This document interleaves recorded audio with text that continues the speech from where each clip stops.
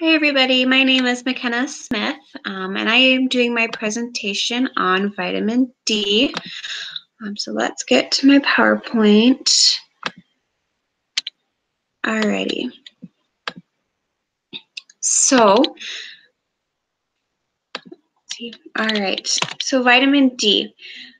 In our introduction to vitamin D, it says any of a group of vitamins found in liver and fish oils essential for the absorption of calcium and the prevention of rickets in children and osteomalacia in adults. And that's from dictionary.com. So our adult women RDA is 15 micrograms, and our adult men RDA is 15 micrograms as well. So that's something I found kind of interesting because I would have assumed that the women RDA would be higher just because vitamin D does help with the absorption of calcium.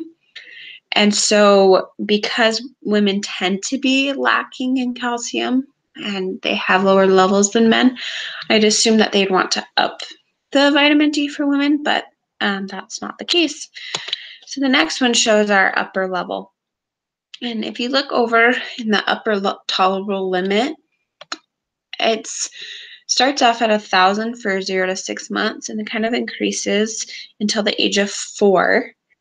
And then it stays at 4,000 until the rest of our lives, even including pregnancy and lactation. And so we really shouldn't ever be passing that 4,000 just to maintain the safety. Major functions of this vitamin are that they assist in the absorption of calcium. It increases bone strength. It helps a stronger immune system, and it increases muscle strength.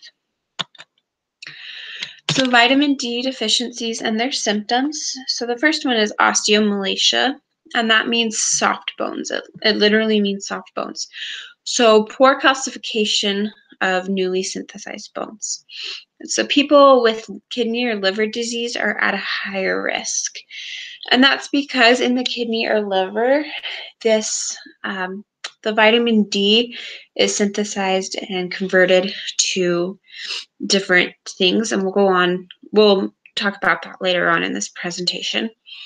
And the last thing is elderly people living in nursing homes are also at a higher risk.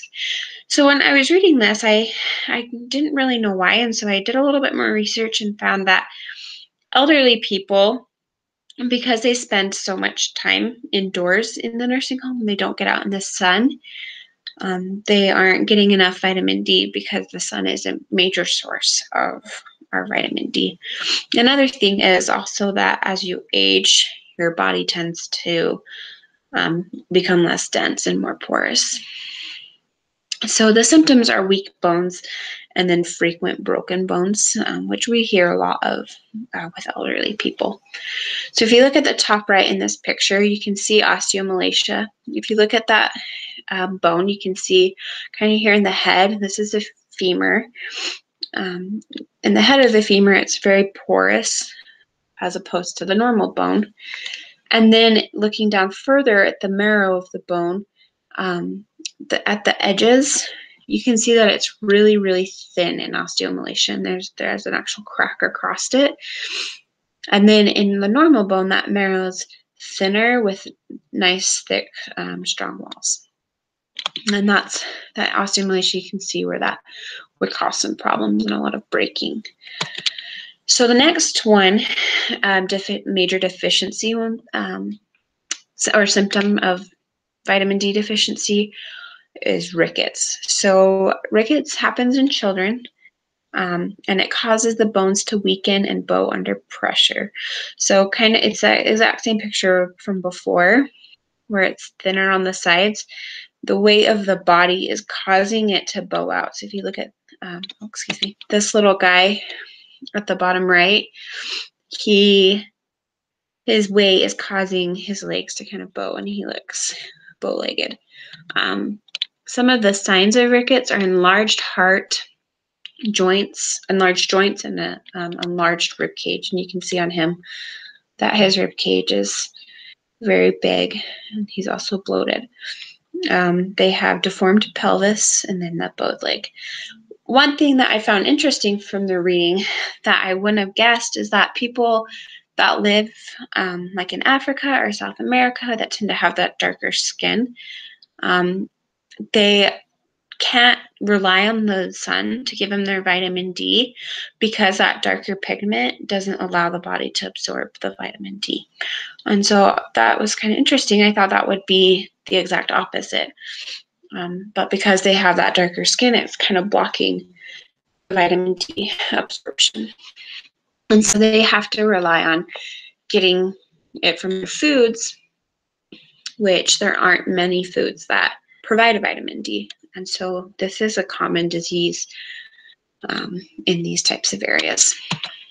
So the next are the food sources. We kind of talked a little bit about there's not a lot of food sources, but the best sources of vitamin D are fatty fish. For example, sardines, mackerel, herring, and salmon. And then there's cod liver oil. And I did a little research on what cod liver oil was and found that people would drink this when the rickets and osteomalacia were happening and they were realizing what was causing it. To supplement for vitamin D, they were drinking cod liver oil. And then we started fortifying our milk, thankfully, with it so that we don't have to drink cod liver oil. And then some breakfast cereals are also fortified. If you look at like the majority of kids' cereals, those are fortified with vitamin D. So the next one is because vitamin D is not only obtained through food, I thought it was important to talk that the sun is very important, and it is a major source of vitamin D. Next is toxicity. So this occurs from excessive vitamin D. And when I was looking into it, it can't happen because of too much sun exposure. Our body won't allow us to absorb too much, but we can over supplement vitamin D. And so we just need to be careful with the fortified milk and cereals, and then also just vitamin D pills that we take to make sure that we don't hit toxicity. So some of the signs and symptoms of vitamin D toxicity are elevated blood levels, elevated blood calcium levels, digestive distress, and so that's nausea, vomiting, upset stomach, diarrhea, fatigue, dizziness and confusion, excessive thirst, frequent urination, bone loss, and kidney failure. And the kidney failure and kind of the frequent urination is because the vitamin D is converted in the kidneys. And so that's a major organ that the vitamin D goes to. So moving on to nutrients, function, and metabolism. When blood calcium levels are low, vitamin D promotes increased intestinal absorption of calcium and phosphorus from foods to maintain blood levels of these minerals. So looking over at the right, you can see that we obtain vitamin D2 in food or supplements, and then ultraviolet light, so UV light from the sun converts the 7-dehydrocholesterol to vitamin D3 in the skin. And then dietary vitamin D2 is absorbed with dietary fat in the intestine. So vitamin D from both dietary sources and synthesis in the skin is bound to carrier proteins in the bloodstream and transported to the liver. So it's transported to number 3. And then vitamin D is converted in the liver to vitamin D3 or calcidiol. And then vitamin D is converted in the kidneys to vitamin D3 or calcitriol. And those are both used to help build bone. So the most interesting thing that I learned researching this vitamin is that the sun should not be and is not your main source of vitamin D. But it is the most natural way for your body to obtain vitamin D. But ways that we need to be obtaining it are the fatty fish, such as like the salmon, the mackerel and cod, things like that. But we can't rely on the sun to give us our main source. So the next one is a highlight from the media, and it's called Vitamin D, the Sunshine Vitamin. And so this article is talking about how vitamin D insufficiency affects almost 50% of the population worldwide. So that's a really big population. And it's saying this is due to our lifestyle. Our lifestyle is kind of changing and evolving now.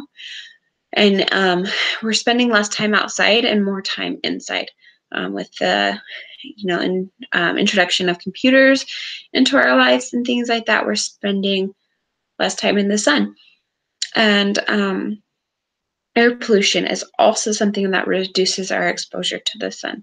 I thought this was kind of interesting. I wouldn't have ever thought of this as something that would affect our vitamin D and our exposure to the sun, but it actually clouds the sun from us. And driving to work and everything, I realized that that is a really big thing. I live in a valley, and the pollution settles right over the valley, and it's everybody sees it, and it's everywhere.